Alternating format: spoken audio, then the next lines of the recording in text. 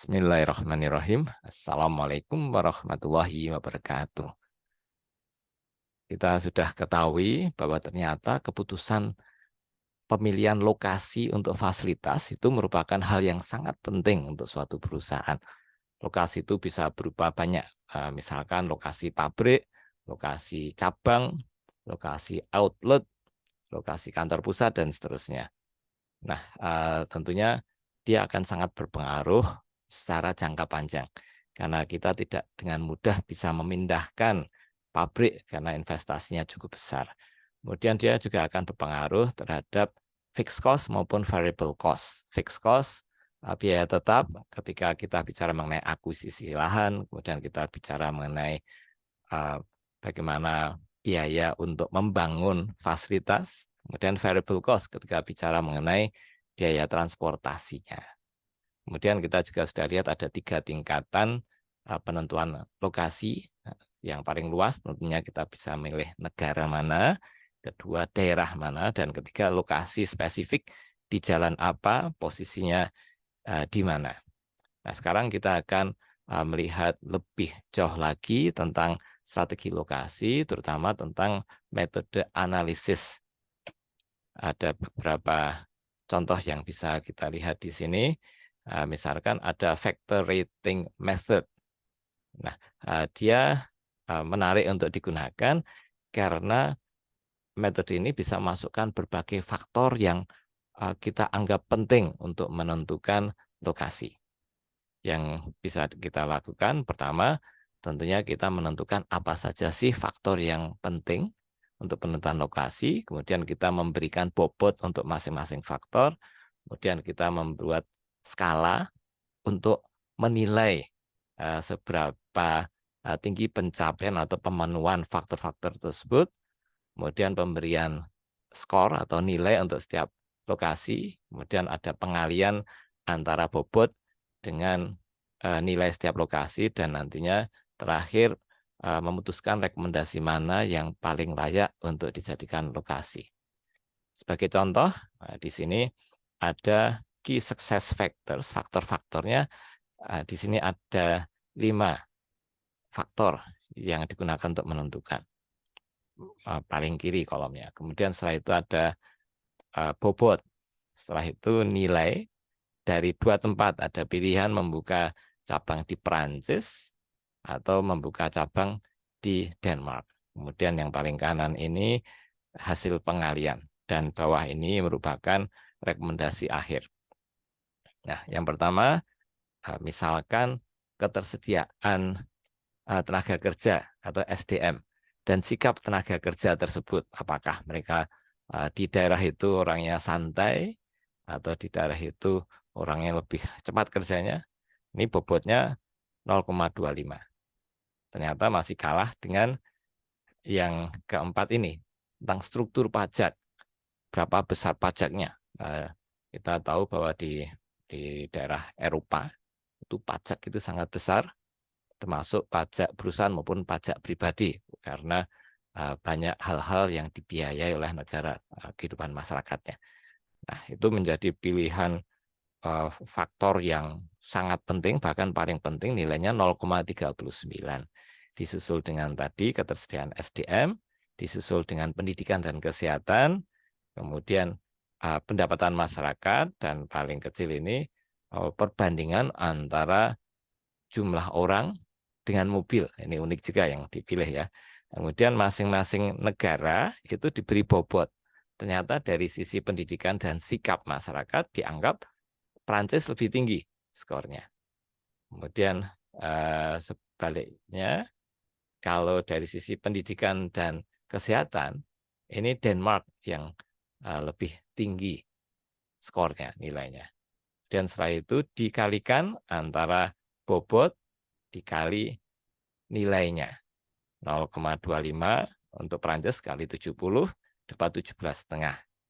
Kalau untuk Denmark yang dikalikan 0,25 kali 60 dapat nilai 15. Demikian pula seterusnya untuk semua faktor. Ternyata hasil rekomendasinya nilai Prancis dapat 70,4. Sedangkan Denmark dapat nilai 68. Sehingga berdasarkan factor rating method ini, maka yang direkomendasikan adalah Prancis. Nah, kita lihat bahwa metode pemberian rating, pemberian ranking untuk masing-masing faktor itu memberikan hasil yang cukup definitif dan mudah dilakukan. Dan yang berikutnya ada yang namanya cost volume analysis, analisis mengenai biaya dan volume produksi atau penjualan misalkan.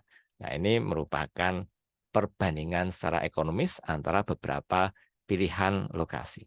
Ada 3 langkah yang perlu dilakukan. Yang pertama, menentukan biaya tetap dan biaya variabel untuk setiap lokasi. Kalau biaya tetap bisa jadi termasuk misalkan biaya beli lahan, biaya konstruksi lokasinya, entah pabrik, entah kantor, entah showroom. Kemudian di sini yang berikutnya variable cost. Variable cost misalkan biaya pengiriman barang dari lokasi itu ke pelanggan atau biaya untuk mengirim bahan baku dari supplier ke pabrik yang ada di lokasi tersebut, misalkan itu variable cost.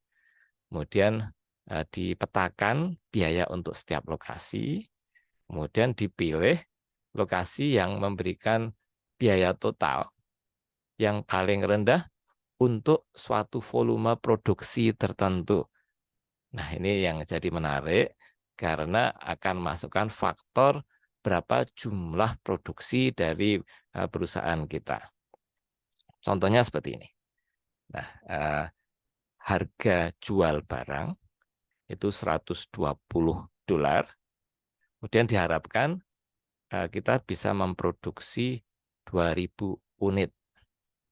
Ada 3 kota yang menjadi pesaing. Ada alternatif membuka pabrik misalkan di Athena, di Yunani, di Brussels itu sebelah baratnya Belanda, kemudian di Lisbon itu ibu kota Portugal. Masing-masing beda biaya fixed cost-nya. Harga tanah akan beda karena Athens ini kan ya Eropa, tapi tingkat pendapatan, tingkat kehidupan tidak setinggi negara-negara lain di sekitarnya.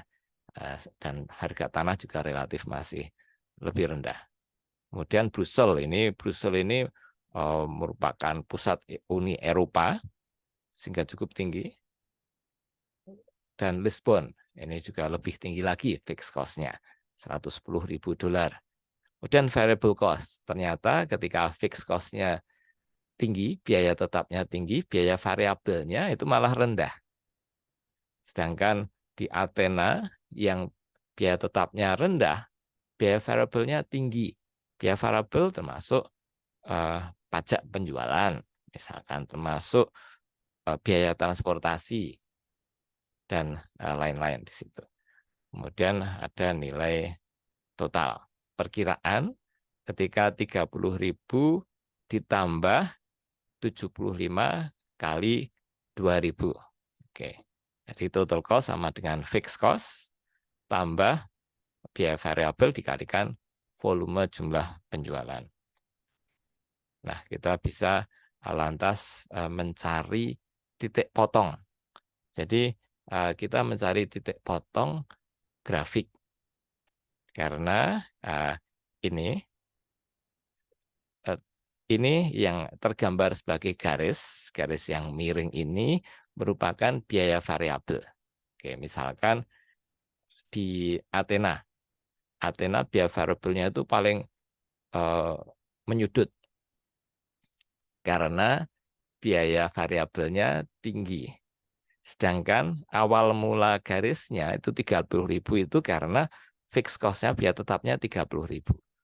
Oke, sedangkan Lisbon awalannya sudah mahal 110 karena biaya tetapnya tinggi, tapi sudutnya rendah karena biaya variabelnya rendah. Nah, kita mencari titik pertemuan antara ini, misalkan Brussels dengan Athena. Kemudian antara Lisbon dengan Brussels ini kita cari titik-titik pertemuannya dengan menggunakan rumus seperti ini. Jadi ini biaya tetap 30.000, ini Athena ya, tambah 75 biaya variabel kali X. X ini berarti jumlah produksi yang posisinya akan bersimpangan dua garis itu. Sama dengan 60.000 ini biaya tetapnya untuk di Brussels, tambah 45 ini biaya variabel kali X kali jumlah produksi. Nah, ketemu X yang pertama ini 1.000. Sedangkan pertemuan antara garis variabelnya Brussels dengan Lisbon itu 2.500. Karena itu ketemu ternyata seperti ini. 1.000 itu pertemuan Brussels dan Athena tadi, sedangkan 2.500 itu pertemuan kurva biaya Lisbon dan Brussels. Berarti kesimpulannya ketika produksi kita di bawah 1.000, berarti lebih murah, lebih optimal kalau kita memilih Athena sebagai lokasi untuk pabrik ataupun lokasi untuk kantor pusat ataupun yang lainnya. Kemudian ketika volume produksinya antara 1.000 sampai 2.500, maka Brussels yang paling biayanya akan paling rendah. Kalau volumenya 2.500 ke atas, maka Lisbon yang di Portugal itu yang biayanya paling rendah. Nah, posisi saat ini itu ada pada volume 2.000. Berarti asumsinya kita mestinya bisa membuka pabrik di Brussels. Namun bagaimana kalau seandainya nantinya tahun depan naik jadi 2.500, tahun depannya lagi naik jadi 3.000, itu perlu menjadi perhitungan juga. Kita bisa mensimulasikan kira-kira tingkat kenaikan produksi seberapa untuk ikut menentukan.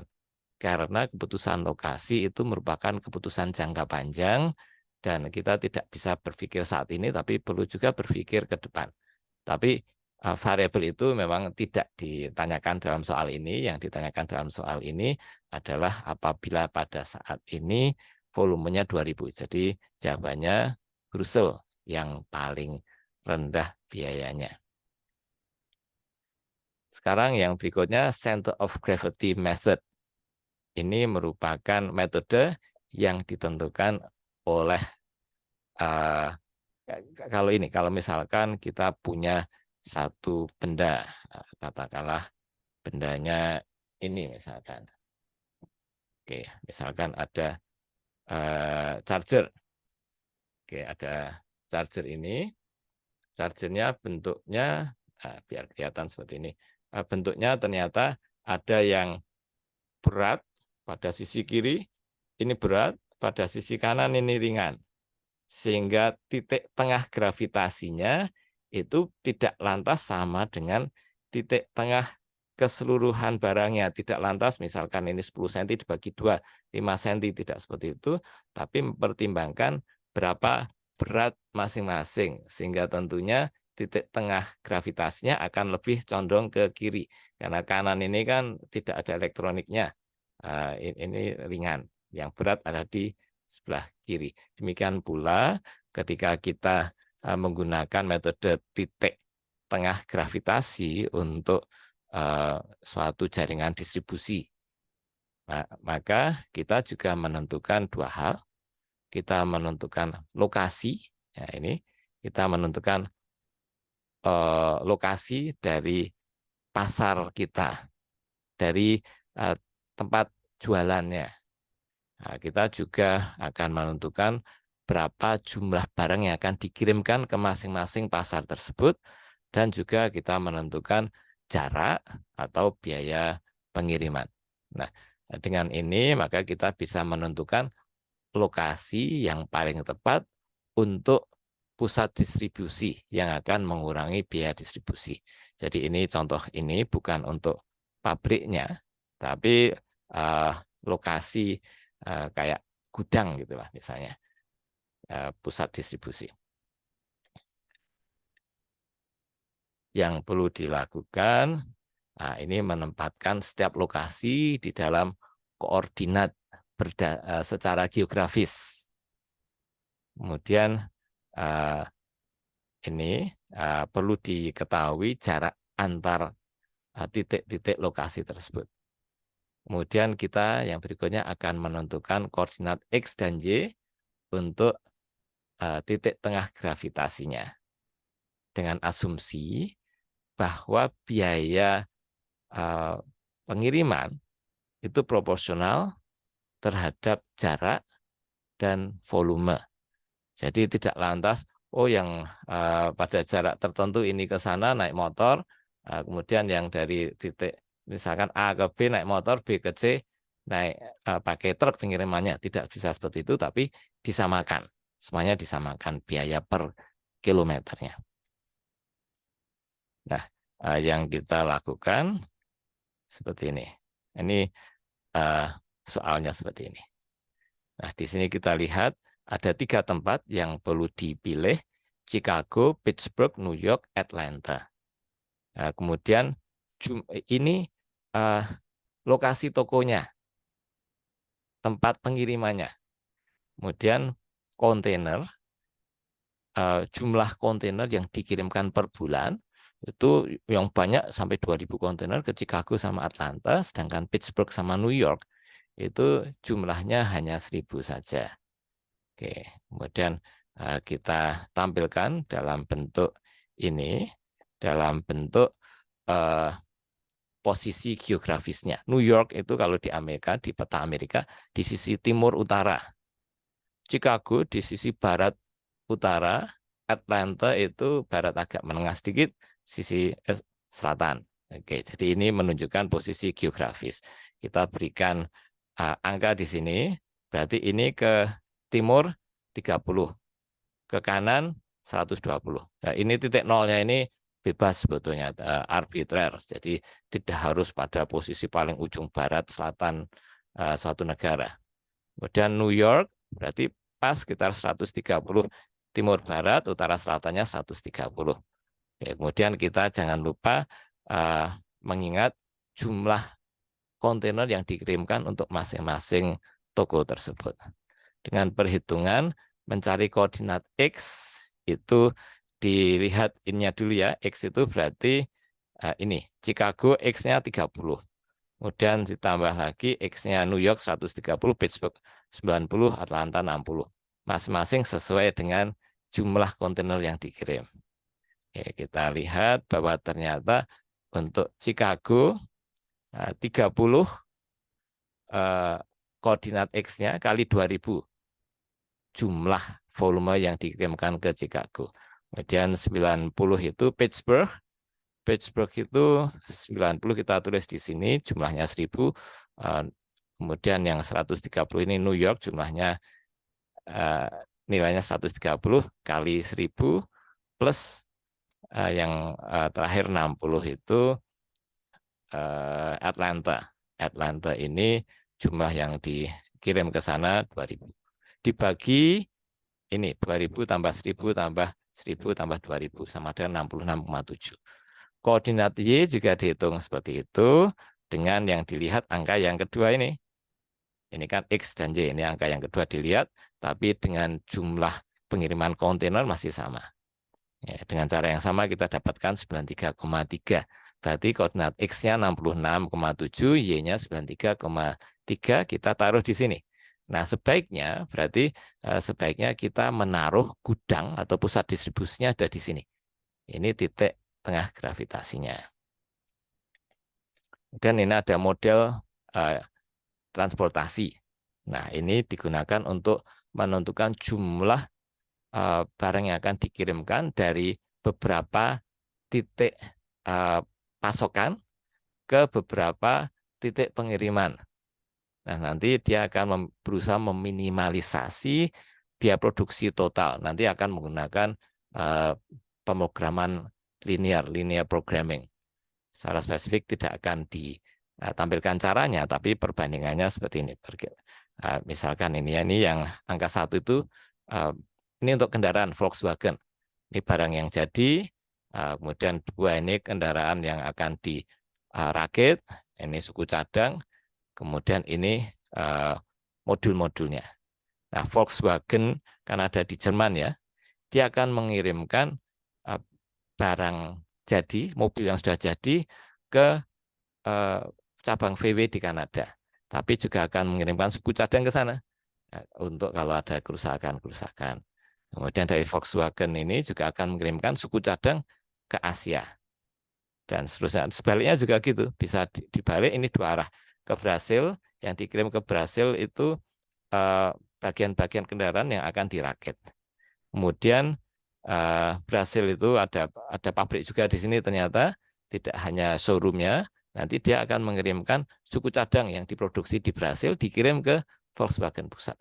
Nah, seperti ini kan ada aliran untuk pemasok, ada aliran yang digunakan untuk penjualan, itu semuanya digabungkan jadi satu untuk mencari secara menyeluruh posisi mana yang paling efisien dari sisi biaya produksi dan biaya transportasi. Kemudian ada juga strategi lokasi untuk jasa. Nah, banyak hal yang perlu dipertimbangkan, misalkan di daerah tersebut berapa kemampuan daya belinya. Nah, kemudian bagaimana demografinya, bagaimana persaingan di wilayah tersebut, dan tidak hanya pesaingnya, tapi tingkat intensitas persaingan. Kemudian bagaimana dengan keunikan lokasi dari masing-masing kompetitor, misalkan jasa untuk fast food, misalkan keunikan lokasi, misalkan ada gerai A itu dekat dengan perumahan, gerai B dekat dengan pusat keramaian, pusat kantor, dan seterusnya dilihat. Kemudian kondisi fasilitas dari setiap pesaing seperti apa, termasuk lingkungan bisnis lain seperti apa, kemudian kebijakan dari perusahaan itu, dan kualitas dari manajemennya. Nah, ini kita bisa melihat ada pembandingan strategi lokasi antara jasa dengan goods atau barang. Kalau jasa ini yang diutamakan dari sisi pendapatan, sedangkan kalau barang yang diutamakan mengenai biaya. Jadi ini pengurangan biaya kalau untuk barang. Tapi kalau untuk jasa yang penting meningkatkan pendapatan dan seterusnya. Ini ada beberapa hal yang dijelaskan di sini. Termasuk juga teknik yang digunakan untuk analisis juga bisa berbeda-beda antara jasa dan barang. Asumsinya juga berbeda-beda. Bahwa asumsinya kalau pada jasa, lokasi merupakan penentu dari pendapatan. Ketika kita membuka gerai fast food, restoran dekat dengan keramaian, itu akan menentukan berapa banyak pendapatan yang kita peroleh, sedangkan asumsi untuk barang, lokasi akan menentukan biaya produksinya, karena dia dekat dengan pemasok misalkan. Nah, ini juga ada contoh mengenai bagaimana suatu hotel menentukan lokasinya, termasuk ada beberapa variabel yang mereka gunakan untuk menentukan harga jual, kemudian pendapatan masyarakat, kemudian populasi, dan lokasi dari perguruan tinggi yang ada di sekitar. Tadinya awalnya 35 variabel, tapi ternyata yang lain tidak terlalu penting. Dengan model regresi, maka dia menemukan hanya 4 variabel yang penting. Oke. Dan terakhir ini GIS, Geographical Information System, ini merupakan tool perangkat yang sangat bermanfaat sekali. Terutama ketika menentukan lokasi di jalan mana, posisinya dekat dengan jalan raya atau tidak, posisinya dekat dengan perumahan atau tidak, dan seterusnya. Ini sangat penting sekali. Contohnya seperti ini. Titik pusat ini kita bisa mencari pesaing ada di posisi mana, nanti tingkat persaingannya seperti apa, demografi penduduknya seperti apa, bisa terlihat dalam peta yang digunakan dalam GIS. Pada dasarnya GIS itu merupakan suatu sistem untuk mengubah suatu data yang tadinya angka menjadi data yang sifatnya geografis, karena setiap angka, setiap data itu ada posisi geografisnya. Dipetakan, kemudian di sini ada beberapa variabel yang kita bisa pilih, jarak dengan kota, jarak dengan bandara, kita bisa pilih untuk menentukan lokasi yang paling tepat untuk usaha kita. Nanti kita bisa bicarakan lebih jauh lagi pada video-video yang lain. Untuk video ini kita cukupkan sekian. Wabillahi taufiq wa hidayah. Wassalamualaikum warahmatullahi wabarakatuh.